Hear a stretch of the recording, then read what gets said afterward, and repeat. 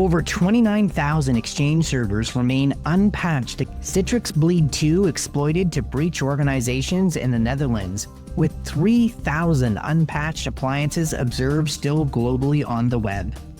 Fortinet SSL VPNs hit by global brute force wave, and observations from DEFCON 33. This is Cybersecurity Today, and I'm your host, David Shipley, coming to you from back home in unusually humid Fredericton, New Brunswick. Over 29,000 Microsoft Exchange servers remain unpatched against a high-severity vulnerability tracked as CVE 2025-53786, which was first disclosed on August 7th. The flaw affects Exchange Server 2016, Exchange Server 2019, and the subscription edition in hybrid configurations. If exploited, attackers with admin access to an on-premises Exchange could escalate privileges in connected Microsoft Cloud environments by forging trusted tokens or API calls, potentially leading to full domain compromise, while leaving minimal traces.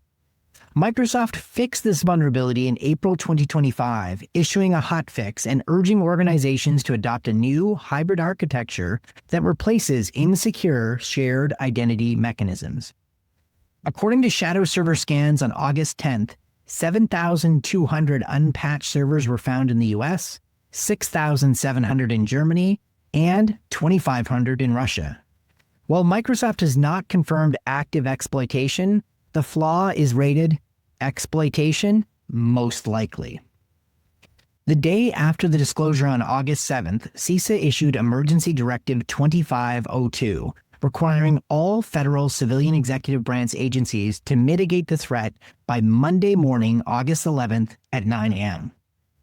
Steps to mitigate include inventorying Exchange environments, disconnecting unsupported public-facing servers, and applying April 2025 cumulative updates, CU14 or CU15 for Exchange 2019, and CU23 for Exchange 2016, along with Microsoft's hotfix. CISA warned that the failure to patch could result in complete hybrid and on-premise domain compromise. Though the directive applies only to federal agencies, CISA is urging all organizations to take the same actions. And, if you're listening, if they made folks in government get this done over the weekend, you can bet this was urgent. Speaking of vulnerabilities the government gave extremely short notice to patch that should be dealt with, but thousands still remain vulnerable, the exploitation of Citrix Bleed Two continues to ramp up, with now the Netherlands alerting incidents this week to critical agencies and infrastructure. More than 3,300 Citrix NetScaler devices remain unpatched against CVE 2025-5777, a critical vulnerability dubbed Citrix Bleed Two, nearly 2 months after fixes were released. The flaw allows unauthenticated attackers to read out-of-bounds memory on vulnerable appliances configured as a gateway or AAA virtual server, enabling the theft of session tokens, credentials, and other sensitive data. Successful exploitation can let attackers hijack sessions and bypass multi-factor authentication. Proof-of-concept exploits began appearing less than 2 weeks after the disclosure. Shadow Server reports that as of Monday, 3,312 appliances remain exposed, with exploitation observed in the wild before the public release of the POC. Shadow Server also detected 4,142 devices unpatched against another critical flaw, CVE 2025-6543. Citrix says this memory overflow vulnerability can lead to denial of service, but the Netherlands National Cybersecurity Center warns it has been used as a zero-day since at least May to breach multiple critical organizations, with traces removed to hide compromise. The Openbaar Ministry, the Dutch Public Prosecution Service, confirmed a breach linked to CVE 2025-6543 on July 18th, resulting in significant operational disruption and temporary loss of email services. CISA has added both of the vulnerabilities to its known exploited vulnerabilities catalog, ordering U.S. federal agencies to patch CVE 2025-577 within a day and to address CVE 2025-6543 by July 21st. Security researchers are urging all organizations to immediately apply Citrix updates, citing active exploitation and the potential for credential theft, network compromise, and disruption of critical services. Not patching internet-accessible Citrix appliances that are vulnerable to these exploits is beyond reckless at this point. And while the cyberstorm for Exchange and Citrix ramps up, there's a strong possibility of more Fortinet headaches in the forecast. Cybersecurity researchers are warning of a significant spike in brute force traffic aimed at Fortinet SSL VPN devices. Threat intelligence firm Grey Noise reported Tuesday that coordinated activity was first observed on August 3, 2025, involving over 780 unique IP addresses.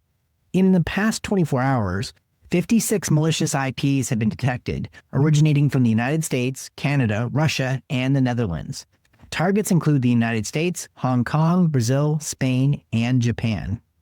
Grey Noise says the traffic was deliberate and precise, specifically targeting FortiOS profiles and not opportunistic. Analysts believe this indicates a shift in attacker behavior, potentially involving the same infrastructure pivoting to a new Fortinet-facing service. Historical data revealed by an earlier spike in June tied to a unique client signature linked to a FortiGate device in a residential ISP block managed by Pilot Fiber Inc. Historical data revealed an earlier spike in June tied to a unique client signature linked to a FortiGate device in a residential ISP block managed by Pilot Fiber Inc. 2 assault waves were identified, one long-running and steady, and another, starting after August 5th, a sudden, concentrated burst with a different TCP signature. While the August 3rd traffic targeted FortiOS, activity after August 5th shifted towards FortiManager, raising the possibility the tooling was tested or launched from a home network or via a residential proxy, something we've been observing more and more this year on the show. Researchers warn that spikes in malicious activity like this are often followed within 6 weeks by the disclosure of a new CVE affecting the same technology, particularly enterprise edge systems such as VPNs, firewalls, and remote access tools that are frequent targets of advanced threat actors. The warning here is clear. Heightened targeting may signal a new Fortinet vulnerability is coming. Get ready.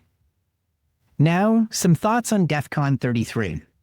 As I mentioned on the show on Monday, the sheer size of this 25,000 to 30,000 person security conference can be a lot to process. I was in awe watching hundreds of people compete in sector-specific capture the flag competitions for automobiles. Picture dozens of folks working on laptops on folded tables with network lines running from there into a real Rivian SUV and cargo van. Or folks trying to do the same to a real full-size boat that was part of the conference. Or in the case of aircraft, they had simulated aircraft with Lego models where you could actually see the little engine spinning and people trying to take over the planes. I had wanted to attend some of the dedicated villages and did see some fantastic deepfake work at the AI village, but never did make it through the multi-hour waiting lines for the social engineering village, which was a bit of a disappointment. The major talks were all quite impressive, but a few notable highlights. Watching ex-NSA chief Paul Nakasone do jello shots with DEFCON founder Jeff Moss, aka The Dark Tangent, was a bit surreal, but definitely part of the hacker vibe that's still being kept alive at DEFCON despite its now Godzilla-like size. Nakasone did have some sobering messages, particularly for his former colleagues, that they need to re-engage with the hacker and security community. He warned that the age and culture gap continues to grow between the tech world and Washington, D.C. The Trump administration has created significant uncertainty and, in many cases, growing hostility within the hacker community with its approach to domestic and foreign policy. Eaton Zavere, who works as a security researcher at software delivery company Harness, told attendees at the conference that the flaw he discovered allowed the creation of an admin account that granted unfettered access to the unnamed carmaker's centralized web portal. With this access, a malicious hacker could have viewed the personal and financial data of the car maker's customers, tracked vehicles, and enrolled customers in features that allow owners, or the hackers, to control some of their car's functions from anywhere, including things like locking and unlocking the car. Special props to teen hackers Ronaldo, Vasquez, Garcia, and Nix, who showed how they discovered some interesting and potentially disturbing spy features in a popular smoke and vape detecting IoT device. The device, made by a Motorola subsidiary, is called a Halo 3C, which they have since dubbed as the Snitch Puck. The device, they learned, goes beyond detecting smoking and vaping, including a distinct feature for discerning THC vaping in particular. It also has a microphone for listening out for, quote, aggression, gunshots, and keywords such as someone calling for help. These devices are commonly deployed in schools. During their DEFCON talk, they showed how they reverse engineered the device and learned how to take full control of it in order to turn it into a real-time audio eavesdropping bug. They disabled its detection capabilities, created fake alerts for vaping or gunshots, and even played whatever sound or audio they chose out of the device's speakers. The humor possibilities of this are endless. These kids are all right. A session that stood out to me was from a criminal hacker who goes by the alias Godman666, who it seemed was trying to reform his ways and make amends. Godman was recognized by Wired magazine in 2022 as one of, quote, the most dangerous people on the internet, end quote. And his talk covered how he operated in the darknet's criminal underbelly for over a decade. He started with carding, which is the practice of trading in stolen credit card information, before moving to spam operations and riving through drug distribution network the Silk Road, as well as Tor carding forums. He is alleged to have built phishing empires, sold hacking tools, and ran infrastructure for major darknet markets, including, he says, engineering one of the darknet's largest ever phishing operations.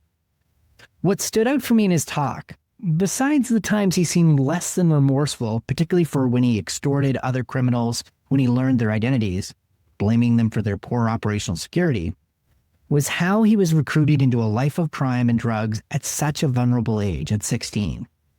And now, how as a grown adult, he's never held a legitimate job in his life. I can't help but think of how groups like the COM, which are growing in size and scope and ensnaring younger, teenage, mostly males into the same path, could lead to an even greater explosion in the number of kids who are going to go down the same road as Godman666, which will create untold chaos for so many, including those perpetrators. But his warning at the end of his talk is what really chilled me. Godman666 warned that the increasing trend of firing waves of talented, skilled software developers around the world in a rush to embrace AI-generated code and efficiency could drive more people into the same criminal space that he lived in, just as they seek to survive. And that should give all of us pause, not to pull the full brake on AI, but certainly to heed warnings like this and think about how we're going to ensure that everyone can benefit from this new technological revolution. Because if we don't, the consequences could be real. As always, stay skeptical. Don't YOLO patches for critical services like Exchange on-prem or Citrix NetScaler. And we should all be thinking about how we can steer the next generation away from a life like Godman. We're always interested in your opinion, and you can contact us at editorial@technewsday.ca or leave a comment under the YouTube video. As well, and help us spread the word. Give us a like or subscribe, or leave us a review on your favorite podcast platform. If you like the show, please tell others. We'd love to grow our audience even more, and we need your help. I've been your host, David Shipley, sitting in for Jim Love, who will be back on Friday. Thanks for listening.